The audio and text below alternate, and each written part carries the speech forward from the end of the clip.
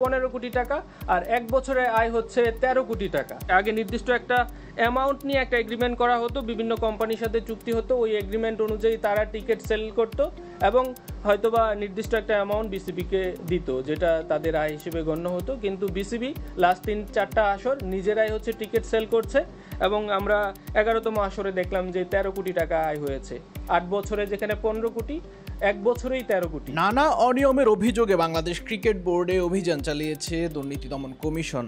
আজ মঙ্গলবার দুদকের 3 সদস্যের এনফোর্সমেন্ট ইউনিট এই অভিযান চালায়। দুদকের সহকারী পরিচালক আল আমিন অভিযান চলাকালে বলেন, বাংলাদেশ ক্রিকেট বোর্ডের 3rd ডিভিশনের দল বাছাইয়ের ক্ষেত্রে দুর্নীতির অভিযোগের প্রমাণ মিলেছে। অভিযোগে বলা হয়, 3rd ডিভিশনের আগের আসনগুলোতে 3টি বা 4টি দল থেকে বাছাই করা হতো, কিন্তু এবারের আসরে 60টি দল থেকে বাছাই অংশ নিচ্ছে। এর কারণ হিসেবে বিসিবি বলছে, আগে ফি ছিল 5 লাখ টাকা, এবছর 1 লাখ টাকা করা হয়েছে। দুদকের সহকারী পরিচালক আরও বলেন, বিপিএল এর টিকিট বিক্রির অনিয়মের অভিযোগ উঠেছে। বিপিএল এর 3য় থেকে 10ম আসর পর্যন্ত মোট 8 আসরে বিক্রি হয়েছে 13 কোটি 60 লাখ টাকার টিকিট, অথচ 11তম আসরে বিক্রি হয়েছে 13 কোটি টাকা। তাহলে বাকি আসরগুলোতে কম কেন, তা খতিয়ে দেখা হচ্ছে।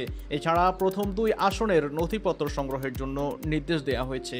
আলামিন বলেন, মুজিব শতবর্ষের বিপিএলেও দুর্নীতির অভিযোগ রয়েছে। এই আসরের জন্য বরাদ্দ ছিল 15 কোটি টাকা, কিন্তু খরচ দেখানো হয়েছে 25 কোটি টাকা।